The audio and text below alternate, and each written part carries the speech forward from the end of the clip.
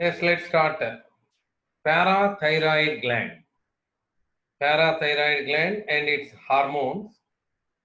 So first of all, let us locate the parathyroid gland, location of the parathyroid gland.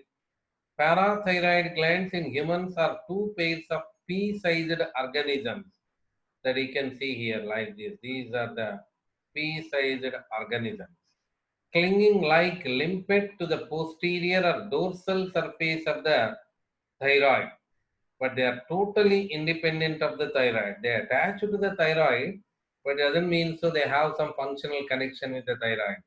So one, two, three, four. Four parathyroid gland which are independent of the thyroid, both developmentally and also functional. So why the name para? Para means side. Parathyroid, that means the side of thyroid gland. Only relation up to there only. That means after that they don't have any developmental and functional connection with the thyroid gland. They have their own function to say. Okay, then the parathyroid hormone. The parathyroid gland secretes a hormone called parathyroid hormone (PTH). What is the function of parathyroid hormone? It is vital to regulate the calcium and phosphate balance between the blood and other tissues. The similar kind of hormone we are seeing in case of thyroid gland, which is secreted by the parafollicular cells of the thyroid gland, isn't it? That calcitonin. Now, in relation of that parathyroid hormone and calcitonin, we have to discuss how they become antagonistic. That we need to discuss. But till the time, let me complete this parathyroid hormone.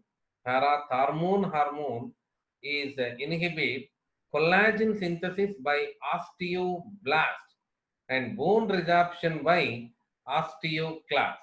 It inhibits the collagen synthesis. Okay, did you remember these two cells, osteoblast, build up the bone, osteoclast, whenever they require, osteoclast are the descendants of the macrophages actually. They are for the remodeling of the bone or for the dissolution of the bone, simply we can say.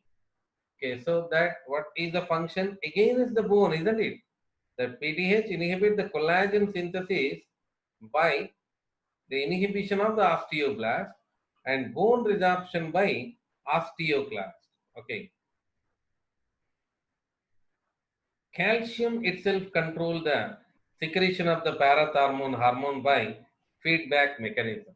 That means talking about levels of calcium itself make whether to be present or not to be present, whether to be released or not to be released. That we are talking about the parathyroid hormone. The calcium levels itself controls the secretion of the parathyroid hormone. Then that mobilizes PTH mobilizes the release of calcium into the blood from the bones. Just remember this. It will helpful for us to understand the relation of calcitonin and parathyroid in the role that how they are playing in the calcium metabolism. Okay, so what we said that parathyroid hormone mobilizes the release of calcium into the blood from the bones into the blood. Okay, so that's it. Calcium is withdrawn from the bank. Where is the bank of calcium? That is bone. So that parathyroid is doing like so. Okay. So accidental damage to the parathyroid, that are their blood supply during thyroidectomy, that surgery. Thyroidectomy means the removal of thyroid gland. In some cases, we do this. Tomy means cutting. Thyroidectomy, that means that cutting of thyroid gland. At the time, there may be a loss of parathyroid gland also. At the time, we can expect the hyposecretion of the parathyroid hormone. So at the time, what happens? Hypoparathyroidism leads to because of the deficiency of calcium ion neurons become depolarized without the usual stimulus. Consequently, nerve and muscle action potentials arise spontaneously, leading to muscle twitches, spasms, and convulsions. Simply, we call it as hypocalcemic tetany, or you remember it as hypoparathyroidism leads to tetany. Tetany because of lower levels of calcium in the blood. That in general words, when you have to say that because of the deficiency of calcium, neurons become depolarized without the usual stimulus. That is the one. And consequently, nerve and muscle action potentials arise spontaneously. What do you say it as? Tetany. Tetany due to hyposecretion of the calcium. That means to understand this, first of all, we need to understand the role of calcium in our body. As we have seen the muscle contraction, without calcium, muscle contraction cannot happen. As we have seen in the synaptic transmission, the calcium gated ion channel will enter and break the synaptic vesicle that for the release of acetylcholine into the synaptic cleft, isn't it? So that means the calcium is having a bigger role during this particular. And who is maintaining the blood calcium level? Blood or ECF we are talking about. ECF, extracellular fluid. Who is maintaining? Parathyroid hormone is maintaining. So definitely hypoparathyroidism can be expected to be what? Blood calcium levels are going to be decreased. So that's the problem. That problem leads to tetany. Hyperparathyroidism. That means increase of secretions of parathyroid hormone. Generally, we can't expect this kind of hyperparathyroidism. That a tumor, some certain cases, a tumor usually in the parathyroid causes hypersecretion. Okay, it's a generation of the tumor. That means that we have four parathyroid glands. If a tumor develops, the size of the parathyroid increases, then only we can expect. When normal condition, we can't see this kind of hyperparathyroidism. Okay, so what we need to remember about the parathyroidism, parathyroid the hormone maintain the blood levels in calcium levels in the ECM or blood calcium levels. That you should remember. So that means if parathyroid hormone increases in the body, hyperparathyroidism, what we can say simply, calcium levels in the ECF is going to be maximum, isn't it? Then how it is bringing calcium, from where it is bringing calcium? So it is bringing calcium from the bone. So that means bone calcium levels will be dropped down, blood calcium levels will be increased. That we need to remember. So that what do you say? Demineralization of the bones because of the deformed and easily fractured. And in untreated, this condition may lead to the arthritis fibrosis cystica. So named because the areas of the destroyed bone tissue are replaced by the cavities that are filled with fibrous tissue. So that's why we say that dead tissue, fibrous tissue, you need to understand in the form of dead tissue. Osteitis fibrosis cystica. So that means we actually we can say here under the form of the four aspects here, hyperparathyroidism. That there is a saying that stones, bones, groans, moans. The four aspects here: stones, bones, groans, and moans. We can say there are four issues can be expected. Stones, as we said, blood calcium levels are increased, isn't it? Blood calcium levels are increased. So ECF, blood. That so that means in everywhere we'll see calcium only. Everywhere when you see calcium, that deposits in the form of stones we can expect. Okay. Next, the calcium level in the bone will be down, isn't it? So that's it. That's what we said. Osteomalacia, osteoarthritis, arthritis fibrosis, cystica. The various kinds of bone degenerative problems will be raised over. Okay, groans, gastrointestinal system. There is a disturbance in the gastrointestinal system, we say groans. Disturbance in the nervous system, we can say moans. Stones, bones, groans, moans. One of these mentioned here actually. Arthritis fibrosis cystica, that comes under bone. So what you need to remember, the parathyroid hormone levels are increased means blood calcium levels are also increased. The levels of calcium is also increased. Hypercalcemia, we can say. Okay, then let's go through this. That after that we'll go adrenal gland. As I think you get an idea here about the parathyroid hormone. Now let's apply this concept there in both calcitonin and parathyroid. From calcitonin is from thyroid gland, isn't it? That the parafollicular cells of the thyroid gland is going to secrete the hormone calcitonin. The follicular cells of the parathyroid gland is going to secrete parathyroid. So when I explained about the calcitonin, I asked you to remember a single sentence from there. What is said? That calcitonin lowers the calcium levels in ECF. I asked you to remember. Calcitonin lowers the calcium levels in ECF.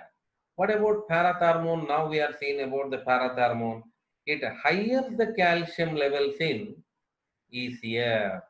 Blood are nothing but ECF. That just don't get confused. It higher the calcium levels in ECF. That we have to talk about. Okay, so function of calcitonin lowers the calcium levels in ECF. That means parathyroid higher the calcium levels in ECF.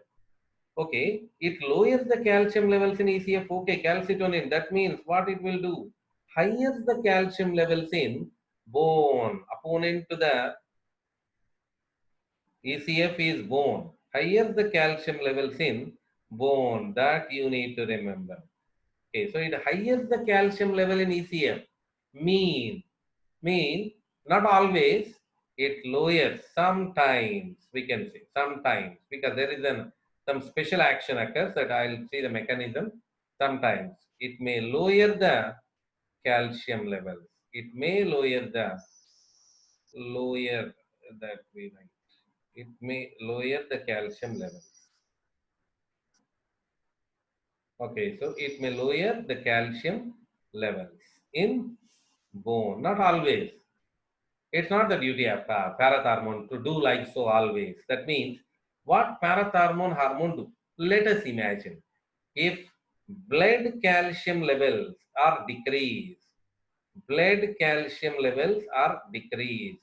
Now I am giving in the middle so that an application question here that I'm showing here blood calcium levels are decreased. Okay, so I'm asking you now if the blood calcium levels are decreased, which of the hormone you want immediately?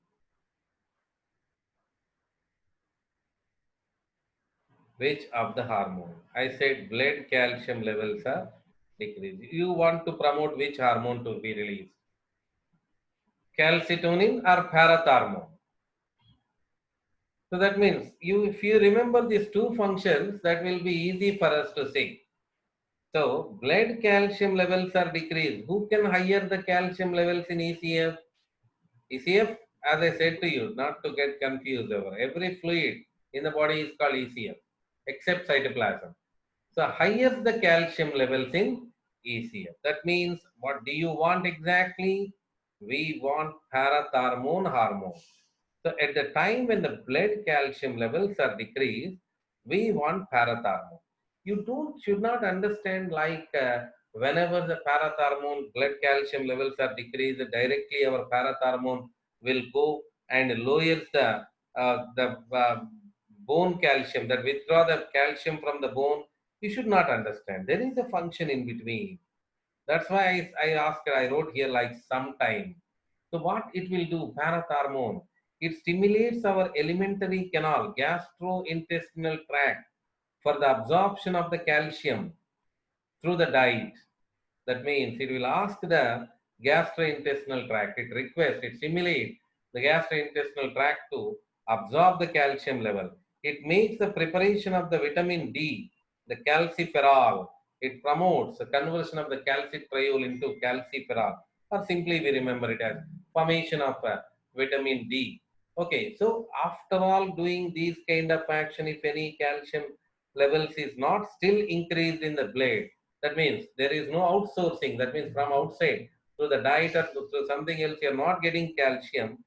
Then it will go and ask the bank, who is the bank of calcium, bone. Then it will release some calcium. Okay. Okay. So that's it about the action and mechanism of this parathyroid hormone. So finally, we close this. Then why these two hormones are called antagonistic? That we need to see here. What is antagonistic? One work against the another. We say antagonistic in function. Antagonistic in function. So who is antagonistic to whom? Calcitonin is antagonistic to the parathyroid. That's what we said now. Because the calcitonin lowers the calcium levels in ECF, whereas parathyroid higher the calcium level in ECF. So this is the relation. And I do remember you once again that calcitonin is released from thyroid gland. Calcitonin is a property of thyroid gland. And our parathyroid is from parathyroid gland. So it is from parathyroid gland. Okay. So that's it. It is about the calcitonin and parathyroid. Okay. That's it about parathyroid gland. This is all about the parathyroid gland.